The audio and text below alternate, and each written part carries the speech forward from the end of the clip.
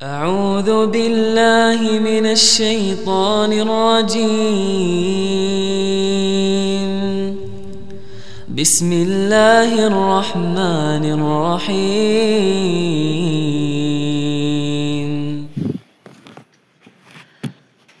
الحمد لله إن الحمد لله نحمده ونستعينه ونستغفره ونعوذ بالله من سرور أنفسنا ومن سيئات أعمالنا من يهده الله فلا مضل له ومن يضلله فلا هادي له أشهد أن لا إله إلا الله وحده لا شريك له وأشهد أن محمدا عبده ورسوله أما بعد فيا أيها المسلمون أوصيكم ونفسي بتقوى الله وطاعته فقد فاز من اتقى فقال الله تعالى في القرآن العظيم أعوذ بالله من الشيطان الرجيم يا أيها الذين آمنوا اتقوا الله حق تقاته ولا تموتن إلا وأنتم مسلمون. Jamaah sidang Jumat rahimani wa rahimakumullah. Pertama-tama marilah kita selalu memanjatkan puja dan puji syukur kita kehadirat Allah Subhanahu wa taala yang telah memberikan kepada kita nikmat yang tiada terhingga jumlahnya. Dan cara kita bersyukur adalah dengan memperbanyak ketakwaan kita kepada Allah Ta'ala. Karena sungguhnya derajat kita, kedudukan kita di sisi Allah itu berdasarkan tingkat ketakwaan kita. Inna akramakum indallahi atqakum. Yang paling mulia di sisi Tuhan kalian adalah yang paling bertakwa. Salawat salam selalu kita aturkan kepada junjungan kita, uswah hasanah kita Nabi Muhammad sallallahu alaihi wasallam, kepada seluruh keluarganya, para sahabatnya, para tabi'in, para tabi'ut tabi'in, dan semoga kita semua selalu menjadi bagian dari pengikut beliau sampai hari kiamat kelak. Amin amin ya rabbal alamin. Jamaah sidang Jumat rahimani wa rahimakumullah. Maka alhamdulillah pada hari ini kita sudah memasuki tanggal ke-21 Ramadan. Jadi kita sudah memasuki penghujung akhir Ramadan. Tinggal 10 hari terakhir lagi. Maka biasanya di akhir-akhir Ramadan ini kondisi kita biasanya sudah mulai malas. Jamaahnya semakin sedikit. Fokusnya itu sudah ke lebarannya. Sudah buat persiapan Idul Fitrinya. Ngajinya sudah mulai berkurang, tarawihnya sudah mulai kendor lagi, jamaahnya sudah mulai kendor. Padahal seharusnya itu semakin akhir itu ibadahnya harus semakin naik. Dalam sebuah hadis dari Aisyah radhiyallahu anha, beliau berkata, Rasulullah Shallallahu alaihi wasallam itu ketika di 10 hari terakhir bulan Ramadan itu beliau mengencangkan ikat sarungnya. Maksudnya adalah ketika Ramadan itu tidak bergaul, tidak mendekati istrinya, tidak bergaul dengan istrinya. Karena memang kalau sebenarnya di malam Ramadan itu bergaul dengan istri itu boleh, tidak masalah. Nah, tapi ketika 10 malam terakhir Rasulullah itu walaupun boleh tetap menjaga diri, mengikat sarungnya, menghidupkan malamnya dan membangunkan keluarganya. Untuk apa? Untuk banyak beribadah. Jadi ketika 10 hari terakhir ya, itu tidak buat fokusnya bukan buat lebaran saja atau mau pakai baju baru apa yang mau dipakai atau makanan apa yang ingin dipajang di ruang tamu. Tapi fokus ibadah apa yang belum saya lakukan. Bulan Ramadan di 20 hari sebelumnya itu masih kurang apa? Masih apa yang masih belum sempurna dikerjakan. Maka di 10 hari terakhir itu dimaksimalkan. Maka semakin akhir ini jika kita juga harus semakin waspada. Ibarat sepak bola ini sudah masuk injury time. Sudah masuk detik-detik terakhir. Harus makin waspada. Sepak bola itu kadang-kadang gol-gol penentuan itu terjadi di injury time itu. Sudah bertanding, sudah menang, tapi karena yang golnya itu yang unggul itu merasa sombong, merasa jumawa, mengendorkan pertahanannya, akhirnya kegolan dan kalah. Sama seperti Ramadan ini. Kalau di Ramadan ini, di hari sekarang kok kita merasa sudah bagus ibadahnya, merasa sholatnya sudah bagus, merasa Qur'annya sudah bagus. Kemudian mengendorkan ibadah kita di hari-hari terakhir, maka khawatir Ramadannya akan rusak. Kenapa? Karena Rasulullah SAW bersabda, al-a'malu bi khawatimiha, bahwa amalan itu dilihat berdasarkan akhirnya. Hidup itu dilihat berdasarkan akhirnya. Maka mangkana akhiru kalamihi la ilaha illallah dakhalal jannah. Yang akhir hidupnya itu mengucapkan la ilaha illallah pasti akan masuk surga. Akhir itu yang jadi penentuannya. Ya percuma kok misalnya di awal-awal bagus, di awal-awal ibadahnya bagus, tapi kok di akhir jadi jeblok, malah nggak puasa, malah nggak sholat, malah nggak mau ngaji, jadinya yang pahala-pahala sebelumnya jadi rusak. Inilah kenapa di waktu-waktu terakhir ini harus semakin memaksimalkan ibadah kita. Dan ma'asyiral muslimin rahimani wa rahimakumullah. Maka di tanggal ke-21 ini juga menjadi momen muhasabah bagi kita. Kita harus mawas diri, mengkoreksi diri kita. Sebenarnya itu di 20 hari yang lalu bagaimana ibadah kita? Sudah baguskah sholat kita? Sudah banyakkah bacaan Al-Quran kita? Sudah banyakkah harta yang kita sedekahkan? Itu kita harus mulai mawas diri. Maka ada beberapa catatan yang harus kita perhatikan ya, yang harus kita renungi. Dan kalau ini kok dilaksanakan, ya kita masih punya 10 hari untuk memperbaikinya. Maka yang pertama adalah ketika Ramadan itu jangan meninggalkan sholat. Ini penting sekali. Kenapa? As-salatu imaduddin, kata Rasulullah. Sholat itu tiang agama. Barang siapa yang mendirikannya, maka ia telah mendirikan agama. Tapi barang siapa yang meninggalkannya, maka dia telah merobohkan agama. Maka jangan sampai kalau kita menjadi bagian dari orang-orang yang dia itu puasa, ya, dia itu nggak makan, nggak minum, tapi ternyata malah tidak sholat juga. Ini maneman puasanya. Kan kalau secara rukun Islam, kewajiban sholat itu di atas kewajiban puasa. Lah kok bisa yang lebih wajib malah ditinggalkan, yang kurang wajib malah diutamakan. Bukan berarti terus kita nggak puasa, ya enggak. Tapi ketika kita berpuasa juga jangan lupa menjalankan sholat. Orang yang puasa tapi tidak sholat itu seperti orang bangun rumah, itu pakai batu bata tapi tidak pakai tiang, tidak pakai tiang semennya itu tidak pakai itu. Jadinya apa? Didorong langsung rubuh, nggak akan kuat. Karena yang jadi tiang itu adalah sholatnya. Yang meneguhkan rumah keislaman kita adalah sholat. Maka jangan sampai karena kesibukan kita, karena pekerjaan kita, apalagi sekarang mangsa panen nggih, karena mau panen jagung atau mau nanam tumbuhan yang lain, nanam singkong, nanam cabai, atau nanam padi, kemudian kita meninggalkan sholat kita, jangan sampai.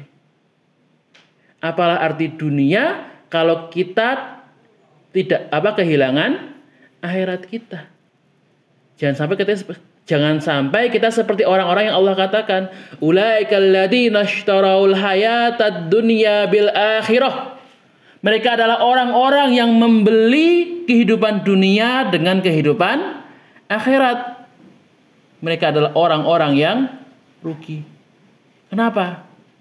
Ibarat kata Pak, orang membeli dunia dengan akhirat itu seperti orang yang dia punya emas, ya, punya emas 1 karung, ya, itu ditukar atau buat beli jagung 1 mangkok. Ini ada orang seperti itu, kira-kira bagaimana? Dikira seperti apa? Orang gila ya Pak ya? Orang tidak waras. Tapi seperti inilah orang yang dia itu rela menjual akhiratnya, kehilangan akhiratnya demi mendapatkan dunia yang tidak seberapa. Lawang kata Allah saja, kalau sholat fajr saja, sholat sunnah fajr itu lebih utama, khairum minat dunya wa ma fiha. Lebih baik daripada dunia dan seisinya. Itu baru sunnah fajr. Belum yang wajib, tentu jauh lebih baik lagi. Nah ini kok cuma demi mendapatkan beberapa juta saja rela menjual sholat kita. Jangan sampai. Lah Ustadz, kalau misalnya lagi di kebun bagaimana? Lagi di sawah bagaimana? Ini saya lagi panen jagung. Kok panennya itu di tengah ladangnya di tengah hutan. Kalau mau balik harus sampai 1,5 jam, jalannya susah.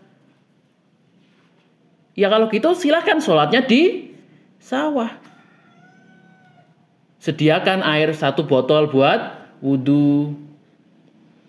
Ketika waktu sholat masuk, kan bawa HP dicek kapan waktu sholat. Ketika sudah masuk waktu sholat, berhenti dulu, langsung di stop. Kalau ada misalnya ada teman di sebelah ladang atau ada teman yang bareng di hutan, diajak, ayo sholat bareng, minggir ke tengah jalan, minggir di pinggir jalan atau nyari tempat yang agak lapang, wudhu, kemudian sholat. Bajunya kotor bagaimana? Insya Allah tidak apa-apa. Tanah itu hukum asalnya suci. Jadi kalau misalnya kok kita lagi di tengah pekerjaan, misalnya lagi habis macul, bajunya masih belepotan tanah.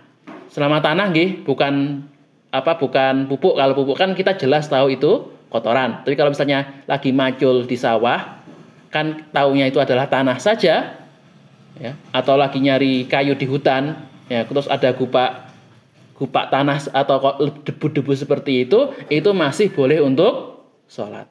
Atau kalau tidak dari rumah sudah bawa baju ganti, jadi ketika sholat siapkan gantinya. Nggak apa-apa Pak. Tidak ada larangan untuk sholat di sawah. Sholat itu bisa di mana saja. Hanya 2 tempat yang tidak boleh sholat. Yang pertama di WC, yang kedua di kuburan. Di ladang boleh, di hutan boleh, di jalan boleh, mana saja boleh. Apakah harus pakai sajadah? Tidak harus. Bahwa bumi Allah itu suci, boleh sholat di mana saja. Itu yang pertama. Jangan sampai kita meninggalkan sholat. Yang kedua sama, jangan sampai meninggalkan puasa juga. Ini sudah sholat enggak, puasa juga tidak. Sudah puasanya cuma setahun sekali di bulan Ramadan saja, kok masing-masingnya tidak mau berpuasa. Alasannya macam-macam ya, capek lah, haus lah. Jangan sampai. Ini ibadah yang sangat mulia. Kok sampai tertinggal? Itu main-main sekali. Udah gitu sudah nggak puasa, pamer-pamer lagi di depan umum. Minum di depan umum, makan di depan umum. Lah Ustaz, kalau misalnya pekerja berat bagaimana? Saya bekerja keras, kecapean, boleh nggak puasa? Membatalkan puasa? Maka para ulama mengatakan ada beberapa ketika saya bekerja itu kok pekerjaannya berat, itu boleh membatalkan puasa, tapi ada syaratnya. Jadi ada syaratnya, nggak cuma wah saya merasa pekerjaan saya berat kemudian saya batalkan, nggak boleh Pak. Ada syaratnya. Yang pertama pekerjaannya itu tidak bisa ditunda sampai bulan Syawal. Misalkan manen jagung. Nah, ini jagungnya nggak segera dipanen, nunggu sampai Syawal keburu busuk atau keburu dicuri lama. Itu boleh. Tapi kalau misalnya bisa ditunda, mundur dulu, Ramadan istirahat dulu, mending mundur. Tapi kalau misalnya tidak ditunda, nah itu masih ada bolehnya. Kemudian masih ada syarat yang kedua. Yang kedua, pekerjaannya itu tidak bisa dilakukan di malam hari. Ya. Misalnya tadi kan ke sawah kan nggak mungkin malam-malam nggak ada cahaya, nggak ada sumber penerangan, nggak mungkin kan panen gelap. Itu masih nggak apa-apa. Tapi kalau misalnya bisa dilakukan di malam, misalnya kerjanya apa? Bungkusin makanan gitu kan. Itu kan tidak harus dikerjakan di siang hari, bisa dikerjakan di malam hari. Nah, kemudian yang ketiga, itu tidak boleh langsung membatalkan puasa dari pagi. Nah, ini nggak boleh. Misalnya tadi mau panen jagung. Wah, Pak, saya mau panen jagung. Ini kayaknya panen jagung itu berat. Ya udah, saya hari ini nggak puasa. Langsung paginya langsung sarapan. Mboten bareng, Pak. Atau supir, supir itu kan kerjanya berat, Apa misalnya ketika subuh mampir sholat, habis subuh langsung ngerokok. Alasannya, wah saya kalau nggak ngerokok ngantuk. Nggak boleh itu. Langsung seperti itu tidak boleh. Tapi bagaimana? Dicoba dulu, dijalanin dulu. Begitu berangkat, habis subuh ini saya niat puasa dulu. Mau puasa dulu. Dijalanin puasanya terlebih dahulu. Nah, nanti ketika di tengah pekerjaan, kok panas banget, ini rasanya haus sekali, kepanasan. Ini kalau misalnya saya nggak minum bakal pingsan, atau saya nggak makan tidak akan kuat, bahkan bisa membahayakan nyawa. Atau kalau sopir tadi, ini sopir, kalau saya jadi sopir, kalau nggak ini nggak minum, nah ini mobilnya bisa kecelakaan ini. Nah, baru ketika nggak kuat seperti itu, ya boleh membatalkan. Tapi tadi puasa dulu, dicoba dulu, jangan langsung nyerah. Merasa saya nggak ini karena saya mau panen, ya udah dari pagi langsung sarapan. Nggak boleh seperti itu, nggak boleh. Paginya sahur dulu, puasa dulu, setelah dijalanin kok nggak kuat, tadi kok kehausan, kok nih mau pingsan, baru itu ada keringanannya. Tapi keringanan seperti ini pun harus diqodok, ketika membatalkan harus diqodok, tidak boleh membayar fidyah. Dan yang terakhir syaratnya itu tidak boleh sengaja memberat-beratkan. Jadi misalkan panen jagung, paling panen jagung terus demikian, biasanya contohnya lagi panen jagung sing rame. Biasanya mau manennya cuma 100 meter persegi misalnya. Itu biasa aja, hari biasa. Tapi karena ini puasa, supaya capek, akhirnya manennya ditambah, kerjanya berat ke. Jadi yang awalnya cuma 100 meter jadi 200 atau 300 meter supaya bisa membatalkan. Nah, berarti tidak boleh. Sengaja memberatkan pekerjaannya, sengaja menambahkan pekerjaannya untuk membatalkan puasa, juga tidak boleh. Jadi tadi 4 syarat. Yang pertama, pekerjaannya tidak bisa ditunda, baik itu ditunda di setelah Ramadan atau ditunda di malam hari. Kedua, harus mulai puasa dulu, tidak boleh langsung membatalkan dari pagi. Dan yang ketiga, tidak boleh memberatkan. Dan yang ketiga, yang perlu diperhatikan adalah di akhir Ramadan ini, jangan terlalu fokus kepada lebarannya. Nah, ini yang sering menjadi penyakitnya orang Indonesia. Ya, alhamdulillah sudah nyala. Fokusnya itu kalau sudah masuk akhir Ramadan, pikirannya cuma mikir lebaran. Mikir nanti Idul Fitri mudiknya gimana, nanti mau beli baju yang seperti apa, nanti mau ngisi toples pakai apa, itu aja di pikirannya. Padahal kita tahu bahwa 10 hari terakhir ini pahalanya paling besar. Banyak sekali keutamaan yang ada di 10 hari terakhir ini. Salah satunya apa? Ada malam Lailatul Qadar. Satu malam yang nilainya lebih baik daripada 1000 bulan. Beribadah satu malam itu lebih baik daripada beribadah sebanyak 83 tahun. Ya. Siapa di antara kita yang bisa mencapai umur 83 tahun? Buat nonton Pak, sedikit sekali. Kata Rasulullah, umur umatku itu cuma 60 sampai 70 tahun. Rata-rata umat Islam umurnya segitu. Ada yang lebih muda, ada yang lebih tua.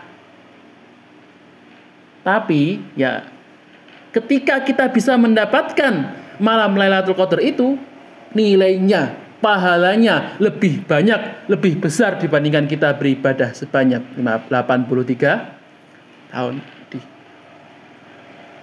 Bagaimana cara mendapatkan malam ini? Ya dengan mengisi 10 malam terakhir dengan beribadah. Salah satunya adalah dengan iktikaf. Ya mungkin di sini kalau belum ada, ya bisa mulai diadakan.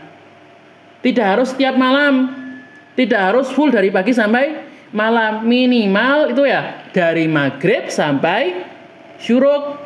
Jadi begitu maghrib, sholat di masjid, ya sudah istirahat. Nanti sampai isya tidur di masjid. Nanti ketika subuh diisi sampai waktu syuruk baru pulang.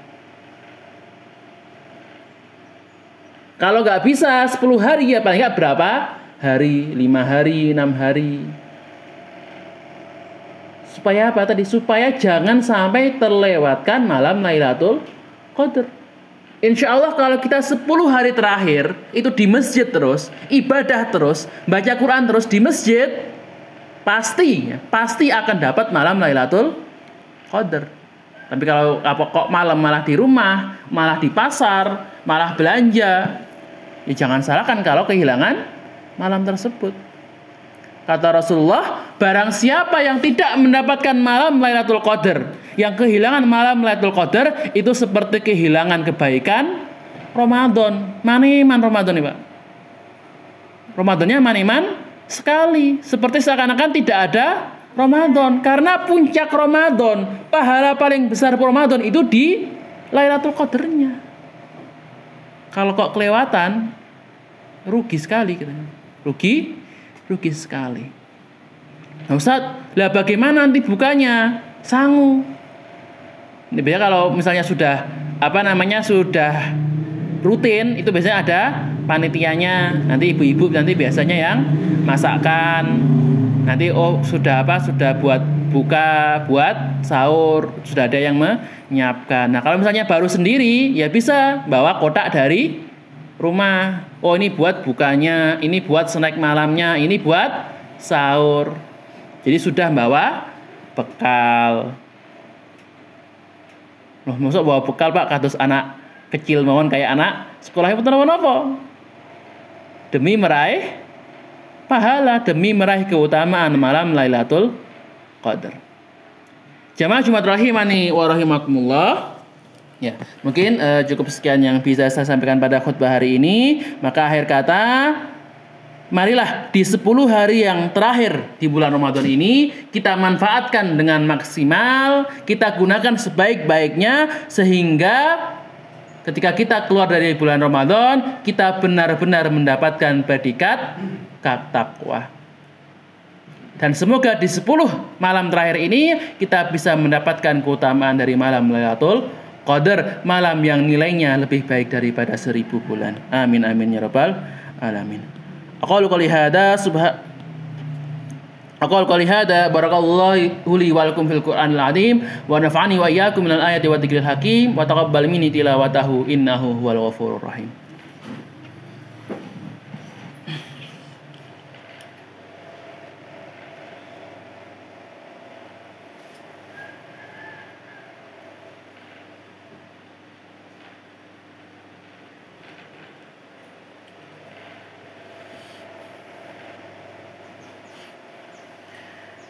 Alhamdulillah wa kafa wa usalli wa usallimu ala rasulihil mustafa wa ala alihi wa ala ashabihi alil wafa. Asyhadu an la ilaha illallah wahdahu la syarika lah wa asyhadu anna Muhammadan abduhu wa rasuluh. Faya ayyuhal muslimun usikum wa nafsi bitaqwallah wa ta'atih wa'lamu anna Allah amarakum bi amrin 'adzim amarakum bis salati was salami ala rasulil karim. Faqala Allah ta'ala fil Qur'anil 'azim a'udzu billahi minasy syaithanir rajim. Inna Allah wa malaikatahu yusalluna 'alan nabi ya ayyuhalladzina amanu sallu 'alaihi wa sallimu taslima. Allahumma shalli 'ala Muhammad wa 'ala ali Muhammad kama shallaita 'ala Ibrahim wa 'ala ali Ibrahim fil 'alamin innaka Hamidum Majid. Allahumma ighfir lil muslimina wal muslimat wal mu'minina wal mu'minat al ahya'i minhum wal amwat innaka sami'un qaribun mujibud da'wat ya qadiyal hajat. Allahumma ansuril mu'minin mustad'afina minal mu'minina wal muslimina fil Filistin wa fi masyarikiha wa fi magharibiha wa fi kulli makan wa kun lahum waliyan wa nasira wa mu'inan wa dhahira. Allahumma ansuril mujahidina fi sabilik wa'allif baina qulubihim wa wahid sufufahum wa waffihim littiba'i kitabik wa sunnati nabiyyik wa yassir lahum asbaban nasri wa fathil baitil maqdisi wa iqamati syariatik. Allahumma izzal islam wal muslimin wa adilla syirka wal musyrikin wa dammir a'da'ad din. Allahumma لا سهل إلا ما جعلته سهلا وأنت تجعل الحزن إذا شئت سهلا. ربنا لا تزغ قلوبنا بعد إذ هديتنا وهب لنا من لدنك رحمة إنك أنت الوهاب. ربنا ظلمنا أنفسنا وإن لم تغفر لنا وترحمنا لنكونن من الخاسرين. اللهم إنا نسألك الهدى والتقى والعفاف والغنى. ربنا اغفر لنا ولإخواننا الذين سبقونا بالإيمان ولا تجعل في قلوبنا غلا للذين آمنوا ربنا إنك رؤوف رحيم. ربنا اغفر لنا ذنوبنا وذنوب والدينا وارحمهما كما ربيانا صغارا. ربنا آتنا في الدنيا حسنة وفي الآخرة حسنة وقنا عذاب النار وقنا عذاب النار وقنا عذاب النار. سبحان ربك رب العزة عما يصفون وسلام على المرسلين walhamdulillahi rabbil alamin. Amin amin ya rabbal alamin. Ibadullah innallaha ya'murukum bil 'adli wal ihsan wa ita'i dzil qurba wa yanha 'anil fahsya'i wal munkari wal baghi ya'idukum la'allakum tadhakkarun. Fadhkurullahal 'azim yadhkurkum wa la dzikrullahi akbar. Aqimis shalah. سبحان ربك رب العزة عما يصفون وسلام على المرسلين والحمد لله رب العالمين.